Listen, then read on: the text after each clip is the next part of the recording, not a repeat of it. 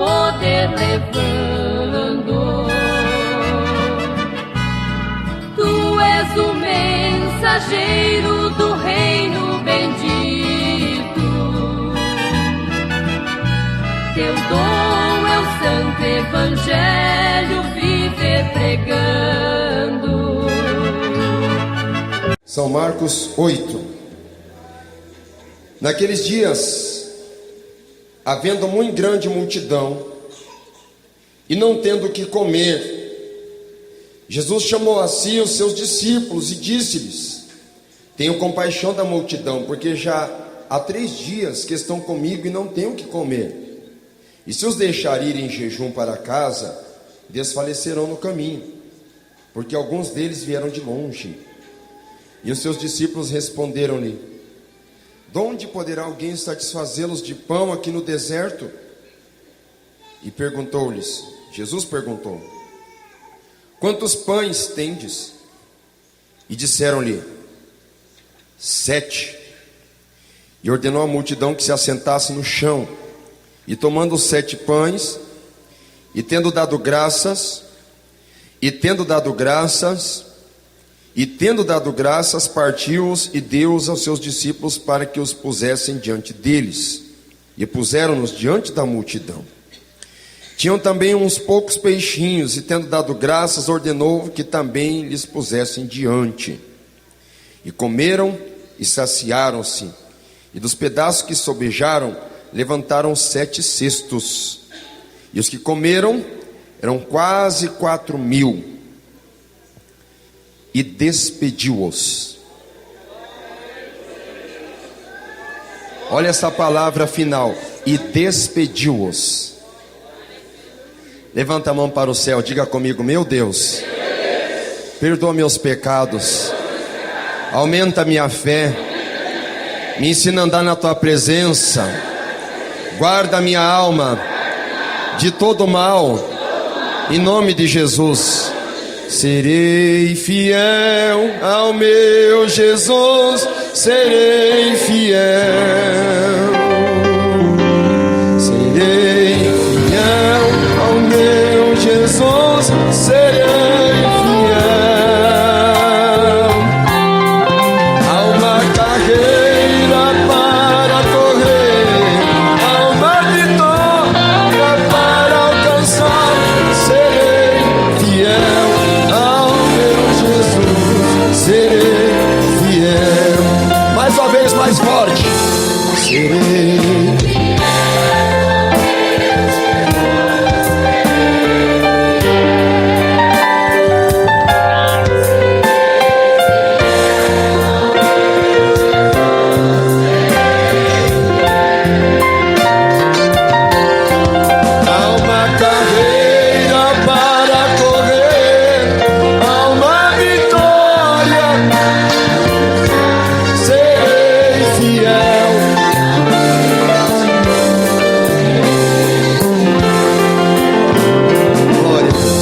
Pode assentar, queridos.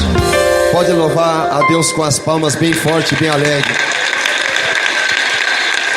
É para Jesus, pode ser um pouquinho melhor.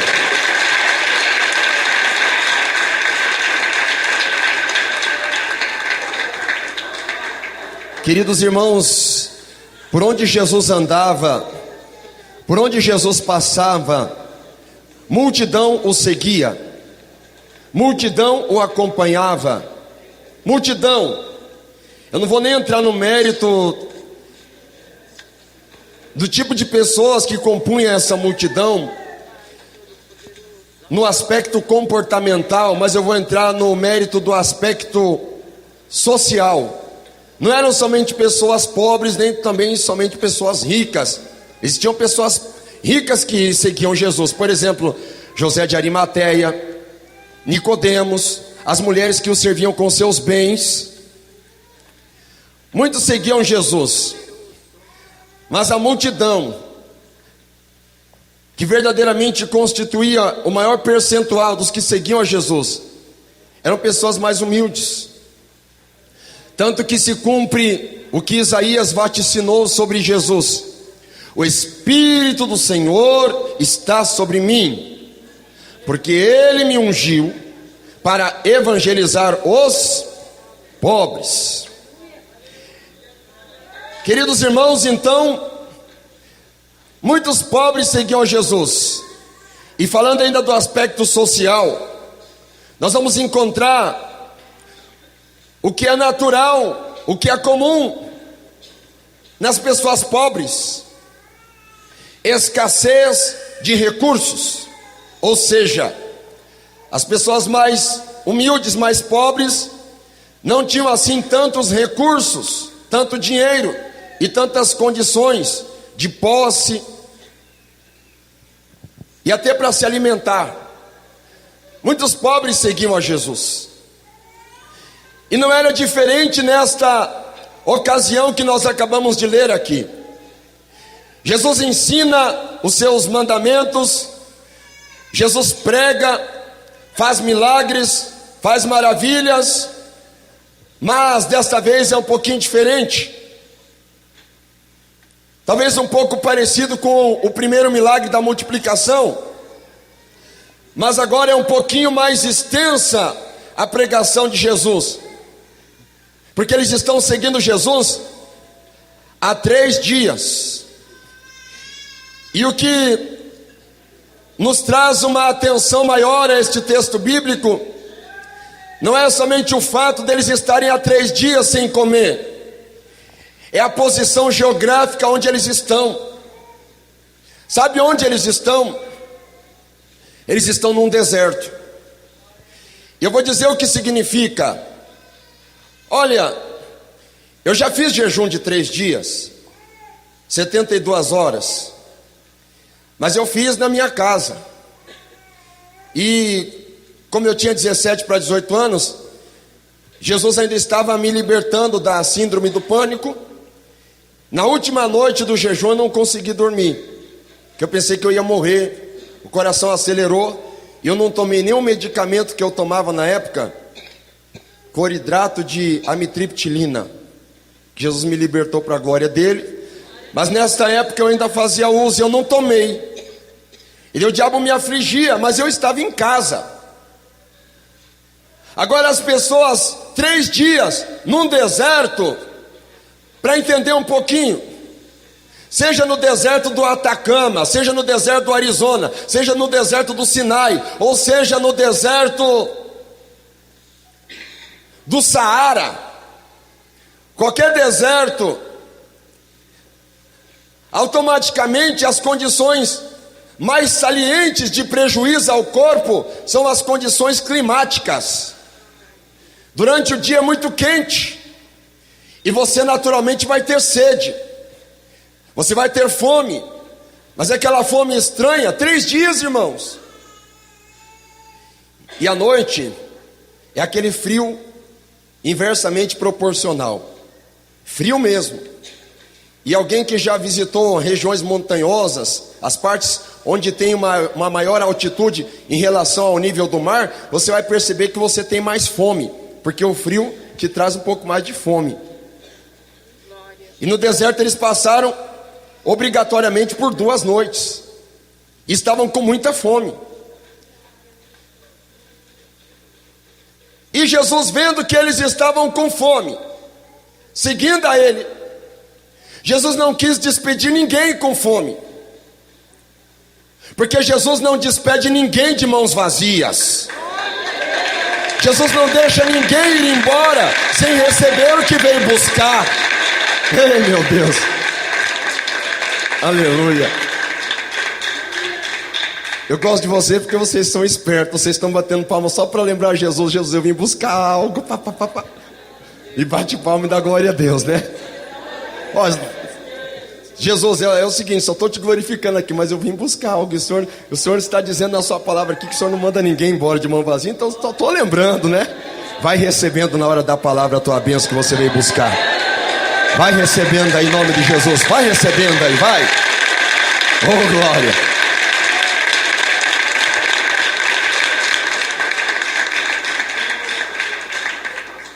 Jesus vê que eles precisam ir, mas como Jesus mesmo diz, ele percebe que a multidão que estando há 3 dias o seguindo, Talvez eles não estavam num jejum ininterrupto, né?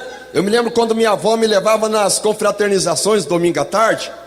A minha avó, ela me levava, enquanto eu via algumas crianças, às vezes comia bolacha. Minha esposa deve estar ouvindo pelo rádio, né? As crianças às vezes comiam bolacha. Minha avó às vezes não dispunha de bolacha. Sabe o que ela fazia? Ela fritava aquele frango e colocava aquela farinha pinduca. E da hora que eu dizia, eu não quero, eu quero bolacha, ela enfiava um frango dentro da minha boca, assim, eu puxava só o osso do frango para fora, assim, né? Então eu vou dizer que se esse pessoal estava seguindo Jesus por 3 dias, é natural que as mulheres, as judias, levando seus filhos em caravana para ver os milagres de Jesus, elas levavam alguma coisa para comer na mochila, levavam alguma coisa, naturalmente. Não era uma fome absoluta, eu também não vou ser radical nisso aqui. Mas que eles estavam com fome, eles estavam, eu quero dizer, não vou dizer que eles estavam azuis de fome, mas estavam com fome. Então Jesus, ele entende que se despedisse aquele povo, daquele jeito, eles desfaleceriam, pela fome, no deserto, no calor escaldante, ou no frio que seja. Mais um motivo para você entender que Deus não vai te despedir de mão vazia. Porque quando alguém se chega diante de Deus, crê que Ele é galardoador dos que o buscam, e se voltar para casa sem bênção nenhuma, é motivo para Satanás dizer, o crente foi lá buscar bênção e voltou de mão vazia, e Deus não dá braço a torcer para Satanás. Pode ter certeza que você vai voltar com a sua vitória, pode ficar tranquilo. Glória a Deus.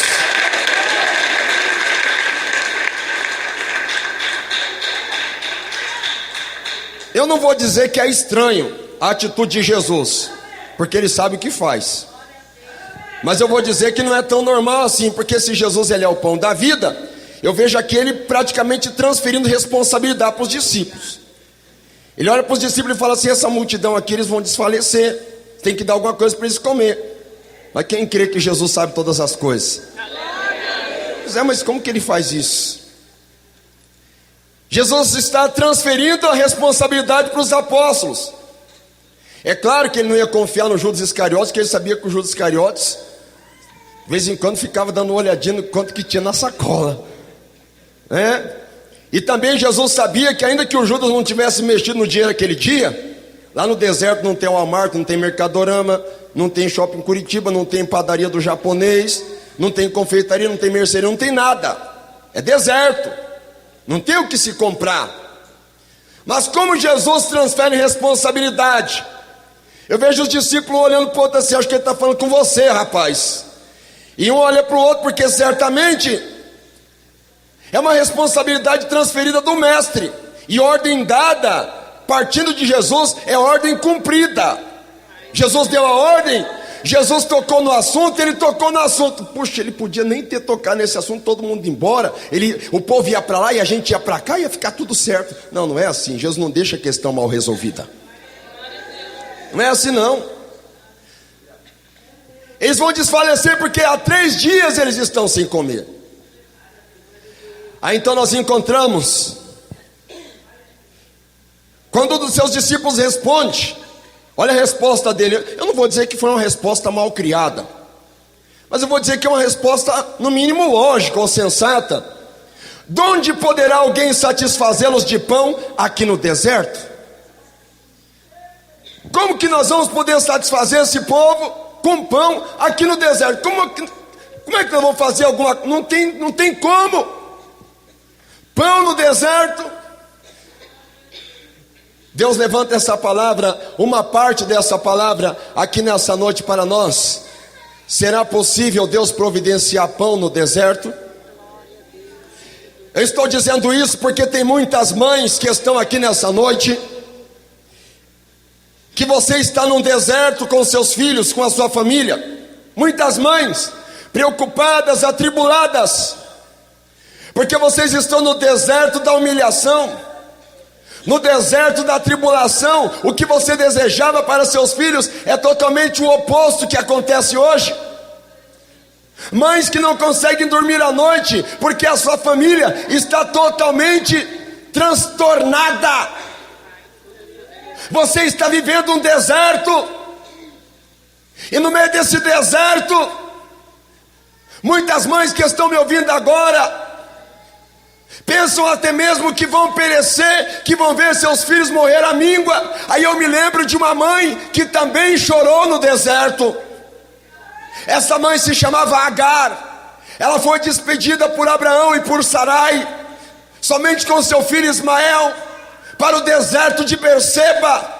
E no deserto tem chacais, no deserto tem lobos, no deserto tem visagens, aparições, mas não tem água, não tem alimento, não tem comida, não tem pão. Mas para Agar, Deus enviou o anjo, e aquele anjo trouxe pão e uma botija de água. E eu profetizo pela palavra, querida mãe, que Deus vai mandar recurso no teu deserto para atender a tua família.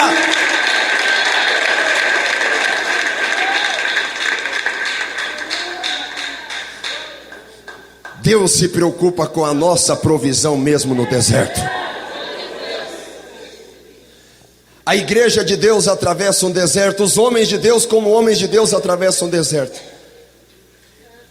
E vou dizer uma coisa para você: não adianta você tentar escapar do deserto. Eu quero aqui até parafrasear o que já virou até um modismo entre os irmãos falar, mas vale aqui repetir que Deus não te livra do deserto, mas Deus, Ele te livra lá no deserto. Aí nós temos um outro personagem bíblico que eu admiro muito, o nome dele é Elias.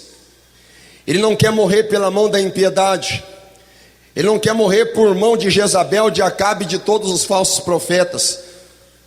Então ele foge para o deserto, e ele pensa que ele vai morrer lá, e parece que seu ministério vai ser sepultado lá. Está ouvindo isso, obreiro? Está ouvindo isso, mulher de Deus, que pensa que está no deserto espiritual e que você vai morrer do jeito que você está aí? Está no deserto, não ora mais por revelação, não prega mais. Parece que Deus não fala mais em sonhos. Parece que não sente mais a unção de Deus, não sente mais a graça do Espírito Santo. Parece que é um deserto sem fim, um deserto interminável.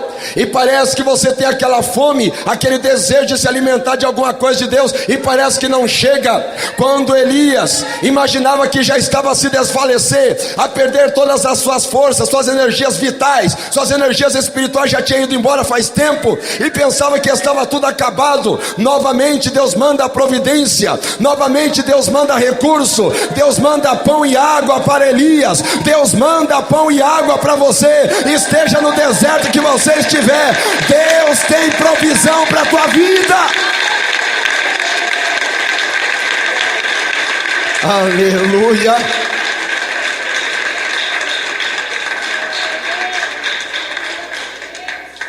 Deus é maior.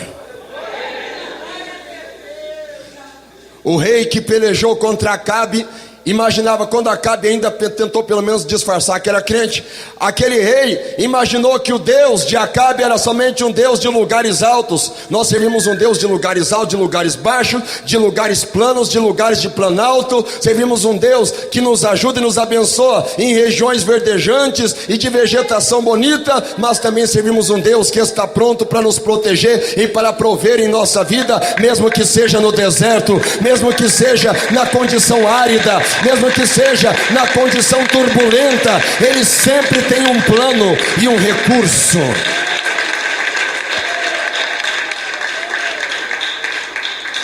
É igual o povo de Israel.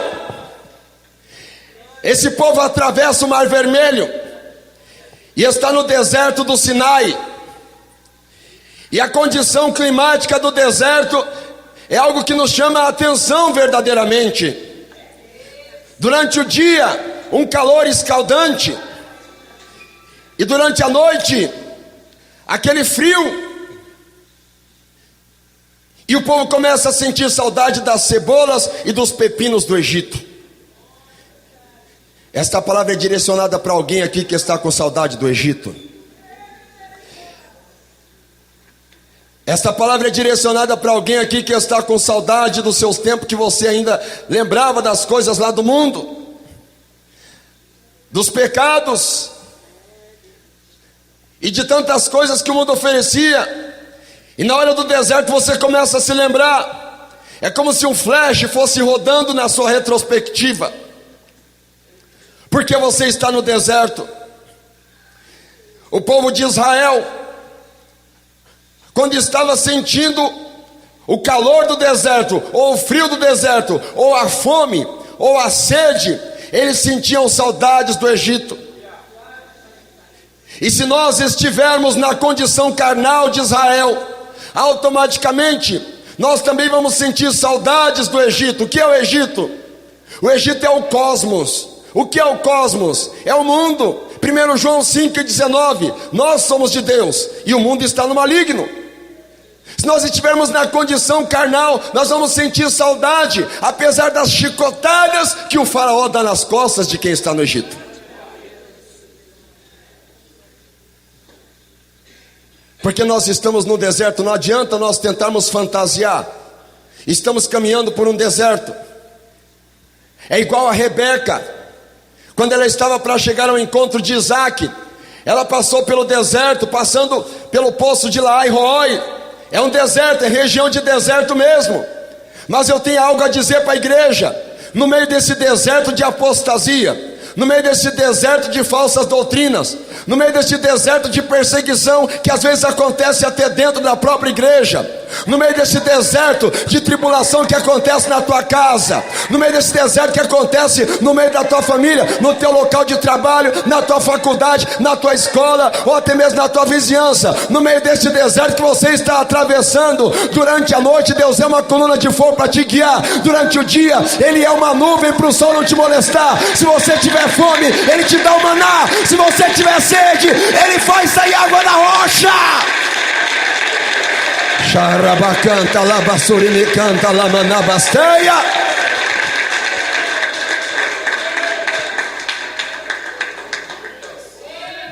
Servimos o Deus da provisão. Deus tem a palavra final. Pastor, mas eu estou no deserto, não importa. Deus tem a palavra final.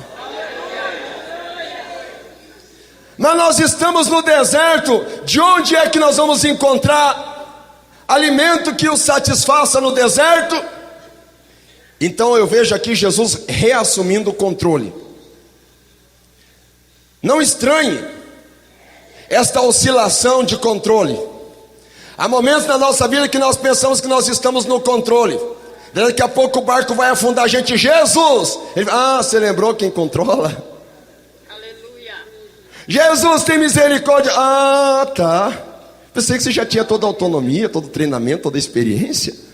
Não, Jesus, é que estava tudo tão tranquilo aqui, né? Mas se eu estou te chamando aqui só para o senhor saber que eu estou vivo aqui. Tá bom. Porque há momentos quando as coisas vão tudo bem, nós temos por costume ficarmos no status quo, na posição de estabilidade. Quem é que não gosta de estabilidade? Por que alguém presta concurso público? Estabilidade. Por que alguém pensa logo na aposentadoria, de preferência antes dos 50? Estabilidade. Nós gostamos de estabilidade, quando está tudo na nossa mão. Por que existem câmeras? Para que o ser humano tenha estabilidade de saber onde nós estamos, nosso posicionamento, nosso local. Estabilidade. Só que não se engane de você pensar que as coisas, que as rédeas, que o volante está na tua mão, e que está tudo bem estando na tua mão. Se o controle está na tua mão, você que está longe de Jesus, pensa que está tudo bem. É falsa essa impressão. Daqui a pouco você vai perceber que você está naufragando, que você está se afundando. Entregue o controle na mão de Jesus, que Ele sabe fazer bem feito. Sossego e descanso só existe nele.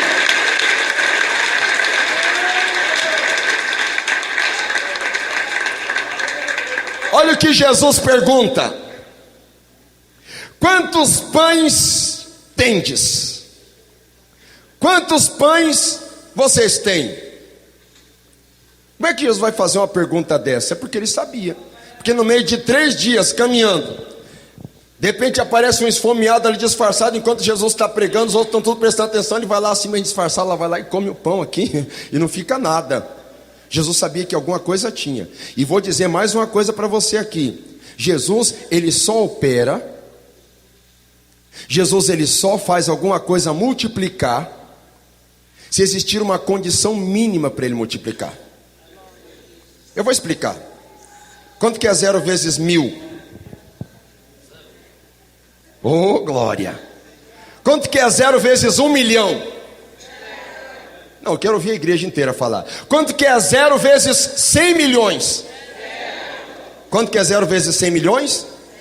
Vocês têm certeza? Quanto que é 0 vezes 1 bilhão? É 0.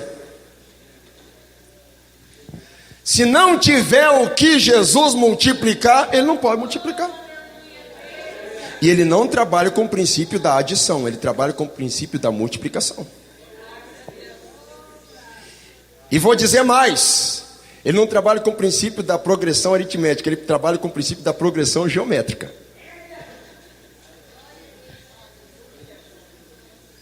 Tem que ter alguma coisa. Posso te dar um exemplo? Aquela viúva que seus filhos seriam recolhidos para trabalhar como escravos, e ela foi reclamar para Eliseu. Eliseu então pergunta para ela: o que é que você tem? A primeira resposta dela: não tenho nada. Daí começa a mudar: a não ser uma botija de azeite. Opa, e melhorou. Porque se na botija de azeite tiver 1 ml, é o suficiente para Deus multiplicar. 1 ml. Tem que ter alguma coisa. Aleluia. Tem que ter alguma coisa. Quem dá glória a Deus? Talvez estou falando com você e você me diz: pastor, eu estou no deserto e eu não tenho nada.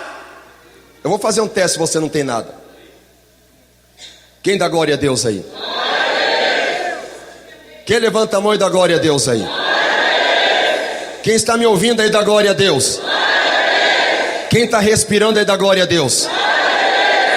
Você não pode dizer que não tem nada, porque você tem vida. E se você tem vida, você pode ir à luta. Arregaça as suas mangas e vai à luta. Alguma coisa você tem. Vai à luta que Deus é contigo.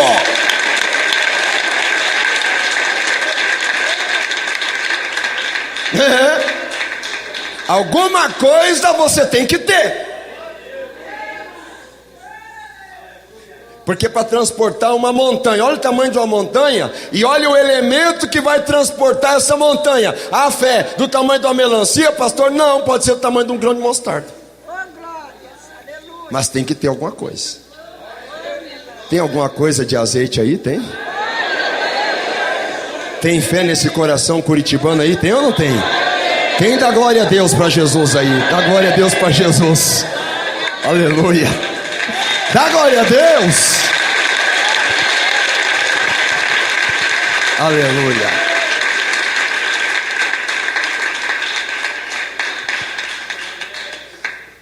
Agora eu vou complicar um pouquinho, porque aqui todo mundo tem vida. Há casos em que a situação fica um pouquinho mais apertada. Por exemplo, a filha de Jairo. A menina tinha vida, mas estava com febre.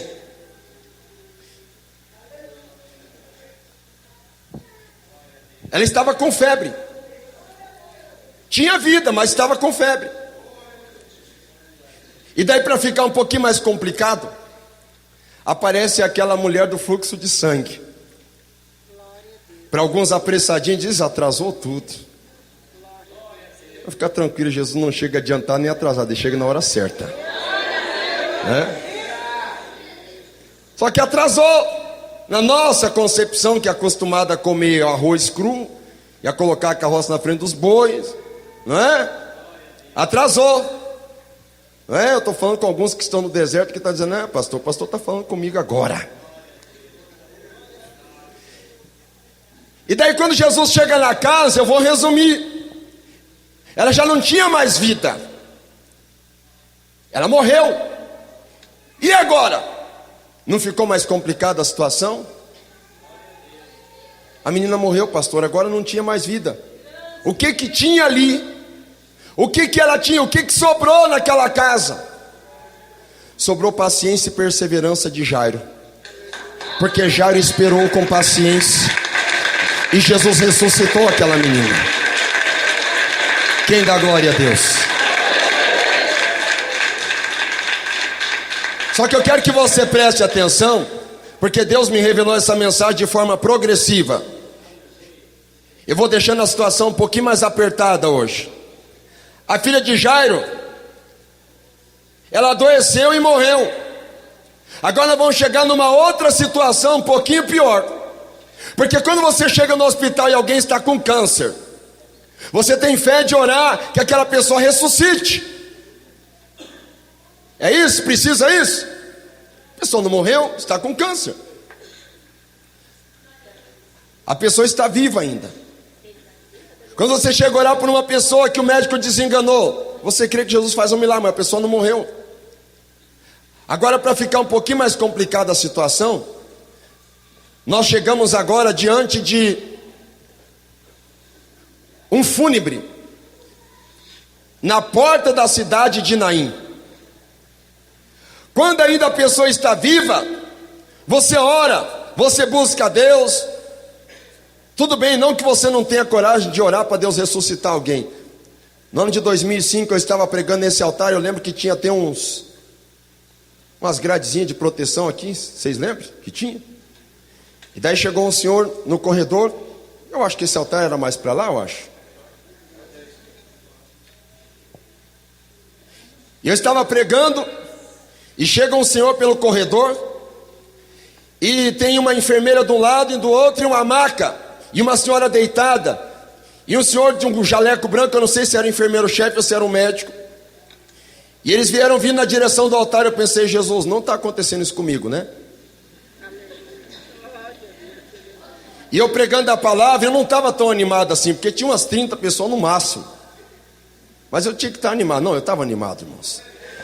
E foram chegando na minha frente, foram chegando perto de mim. E o esposo dela falou para mim: a minha esposa, ela frequenta essa igreja, e ela traz ofertas generosas aqui. E ela tem ajudado a manter o programa de rádio. E olha a situação dela. Ela parou de respirar. E as enfermeiras atrás do médico faziam assim, ó. Do senhor, elas faziam assim, ó. Como se quisesse dizer: a gente já falou para ele, mas ele, né? Como se elas estivessem com vergonha pela atitude daquele senhor. E os irmãos todos olhando para mim, e eu pensando comigo: meu Deus, esse povo que eu estava pregando agora, sentindo tanta harmonia, eu não acredito que esse povo todo está olhando para mim, querendo que eu faça alguma coisa, Jesus. E não era só o povo, o esposo dela também. Os únicos ali que compreendiam minha agonia eram só as duas enfermeiras e aquele senhor de jaleco branco. Olha, irmãos, eu vou dizer para vocês: louvado seja o nome do Senhor Jesus. Eu parei de pregar na hora e comecei a orar por aquela senhora, naquela maca. E a ambulância da Ecossal lá na porta. Hoje de manhã ainda estava aqui o irmão que se lembra, que estava aqui no domingo que aconteceu isso, foi um domingo à noite. Estava lá na porta a ambulância da Ecosalva, e eu comecei a orar e chorar. Meu Deus, tem misericórdia, faça uma obra, Senhor. E eu olhava para um pastor, porque o pastor, ele sempre subia por aquela escada e descia, e eu olhei esperando que o pastor estivesse ali, mas o pastor não estava ali aquele dia. E eu olhei para um irmão que ele trabalhava de vigilante, cunhado do irmão Zé do Rosário, e ele já tinha ido embora, tinha sumido embora, não tinha ninguém, e tinha que ser comigo mesmo. E orando e chorando: tem misericórdia.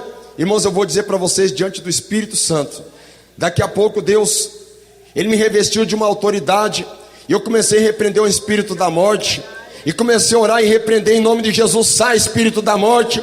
E comecei a orar, a igreja se colocou de pé, levantou a mão para cá e começou a orar: sai em nome de Jesus espírito da morte.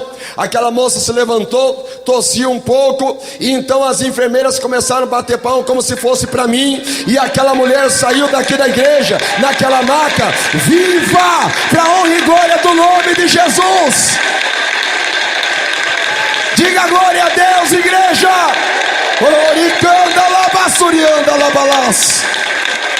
Glória a Deus. Aleluia. O esposo dela não olhou para mim nem para dizer até logo, mas graças a Deus eles foram embora. Não que eles foram embora, mas graças a Deus ela foi embora viva, para a honra e glória do nome de Jesus. Agora, quando você ora por uma pessoa doente, é uma coisa. Jesus agora se encontra com uma situação pior, porque o filho daquela viúva já estava envelopado dentro de um caixão. E agora? Como se fazer alguma coisa nesse momento?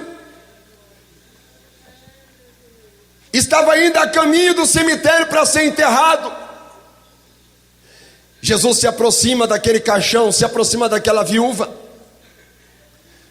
porque aparentemente aquela viúva não tinha nada. O livro de Tiago classifica a viúva e o órfão como as pessoas mais necessitadas. Inclusive, a verdadeira religião é apartar-se da corrupção que há no mundo e atender a viúva e o órfão nas suas necessidades. Porque uma pessoa órfã é uma pessoa que não tem nada, é desprovida de recursos, até de sobrenome. Era na época de Jesus. Aquela viúva não tinha nada. Pastor, e como é que Jesus vai operar um milagre ali? Ela não tinha nada, vírgula, a não ser lágrimas nos olhos. Enquanto houver lágrima nos seus olhos, vai ter alguma coisa para Jesus operar na sua vida. Epa labacanda labasteri me canda labassuriande canta lamanabasteri canda labahai. Oh, aleluia! E Jesus ressuscita o filho daquela mulher. Mas eu quero deixar a situação um pouquinho mais apertada agora.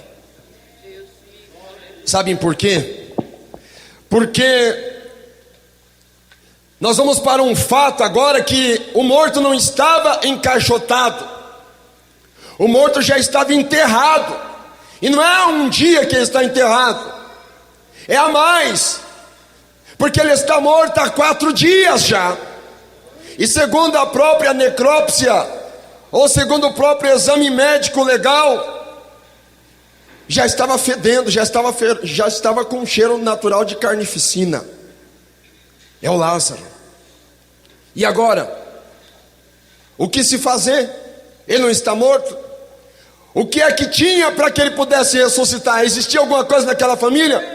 Por exemplo, vínculo de amizade. Se o vínculo de amizade valesse alguma coisa tão extraordinária assim, Jesus nem teria deixado ele morrer. Jesus repreendia a enfermidade dele à distância, igual foi curado o filho daquele régulo. Mas nós vamos encontrar aqui o que é que existia. Existia alguma coisa para acontecer aquele milagre. Sempre tem que ter alguma coisa, nem que seja no teu coração, nem que seja alguma sentença que Jesus diz. Alguma coisa, alguma esperança tem que brotar, tem que existir.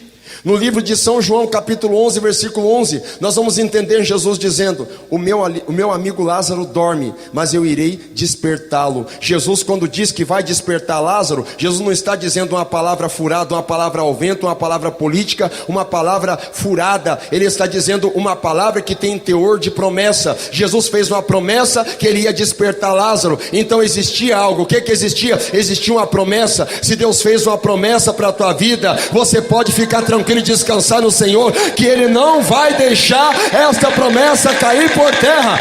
Ele vai cumprir esta promessa na tua vida. Digam glória a Deus. Então o que é que Jesus faz para me finalizar? Jesus apanha aqueles 7 pães e tem alguns peixes ali. A Bíblia não especifica quantos peixes é. Na primeira multiplicação foram 5 pães e 2 peixes. Nessa segunda multiplicação nós sabemos apenas o número dos pães, que eram 7, mas dos peixes não é especificado. Alguns.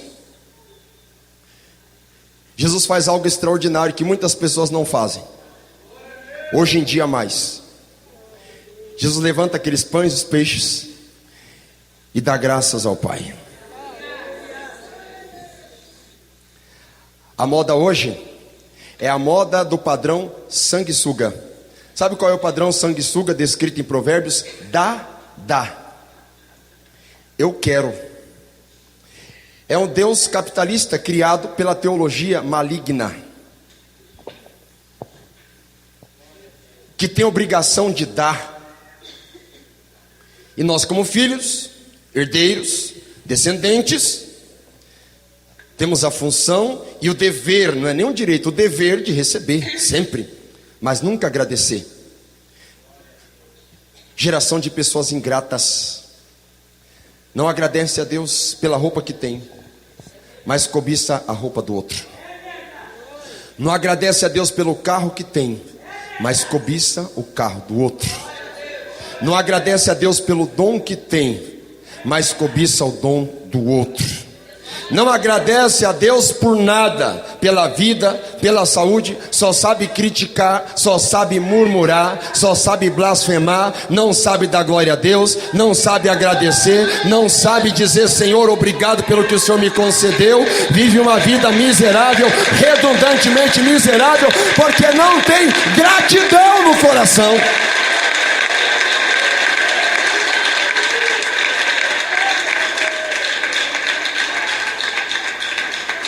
Quem está me ouvindo, dá glória a Deus. Eu vou falar algo aqui que vocês nunca vão esquecer. Vocês não vão esquecer. Vocês podem até deixar de orar, mas depois que vocês deixarem de orar, você vai ficar com a consciência pesada. Meu Deus, essa é a oração depois que eu já comi, Senhor, mas receba. Já vou te explicar. Lá no óleo de cozinha tem um triângulo amarelo e tem um T preto no meio. Não tem? Tem ou não? Alguém já percebeu isso? No óleo de soja, um triângulo amarelo pequenininho, lá no rótulo, e tem um T, a letra T maiúscula. Alguém já percebeu? Ninguém percebeu isso? Você lê o que está escrito abaixo no asterisco: produzido a partir de soja transgênica. A ervilha da maionese do domingo, produzida a partir de soja transgênica.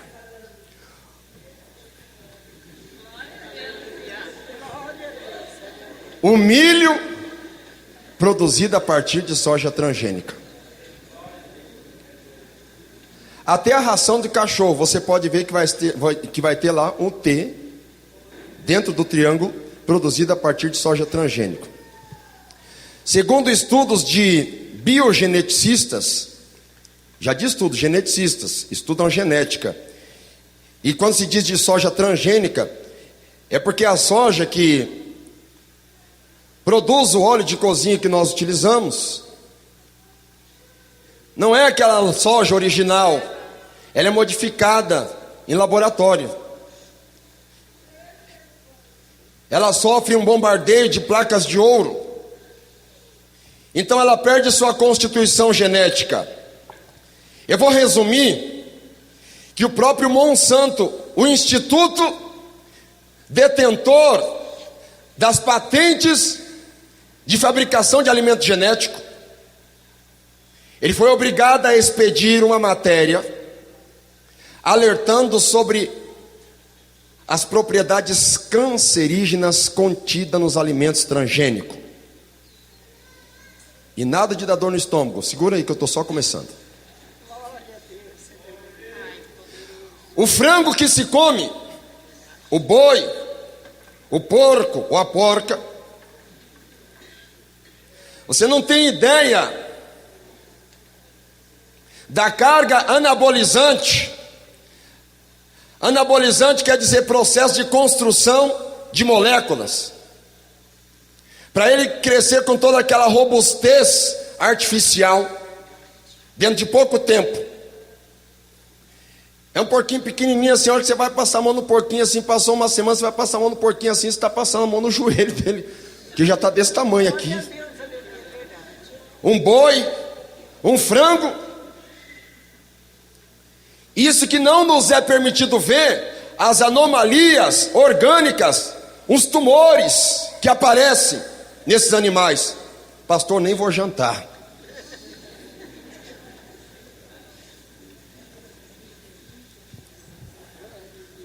E se eu falei da alimentação, não falei nem do glúten, não falei dos conservantes, não falei do refrigerante. Mas falando em refrigerante, vamos para a água.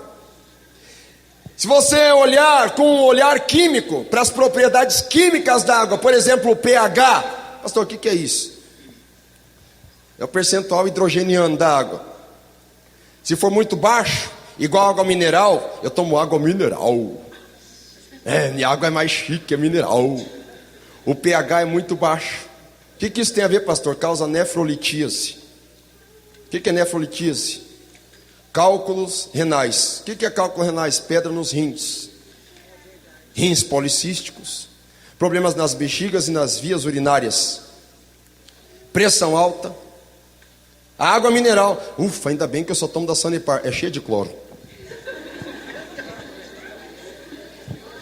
Meu Deus, pastor, então o que eu faço? Faz igual Jesus fez. Ele levantou e deu graça, e Deus consagra e te dá saúde. Tepa labacanda, labassurianda, labasteia.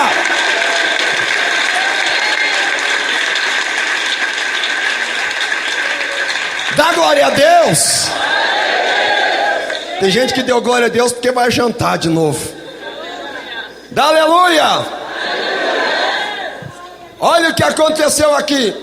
E comeram e saciaram, e dos pedaços que sobrou, juntaram-se 7 cestos. Porque Jesus, quando ele abençoou para escandalizar mesmo. Só que eu pedi para vocês prestarem atenção na última parte do versículo, do último versículo. Ah, meu Deus. E os que comeram era quase 4.000, e despediu-os. O que eu quero dizer com isso? Que você não será despedido aqui nessa noite sem que você receba, nem que seja a promessa da multiplicação na sua vida aqui. Pode bater a palma e ficar de pé. Dando glória a Deus, igreja. Oh, glória. Levanta a mão e diga: meu Deus, eu preciso da tua vitória na minha vida. Todos dando glória, glória, glória, glória, glória, glória, glória, glória, glória, glória, glória, glória, glória, glória, glória. Tepalabaricanda labastericanda lamanaia. Oh Espírito de Deus, aleluia. Oh Espírito de Deus. Xarabacanta rabalabacanta rabalabas. E palabalabacanta labalabastericanda. Oh glória. Meu Deus, converta nosso coração a Ti, Senhor, para que possamos descansar nas Tuas promessas, porque o Senhor é maravilhoso, o Senhor é extraordinário, o Senhor é tremendo, meu Deus. Confirma as Tuas bênçãos e as Tuas vitórias sem limite na vida de todos aqui agora, em nome de Jesus Cristo. Quem orou com fé, diga glória a Deus. Palmas e dando glória a Deus.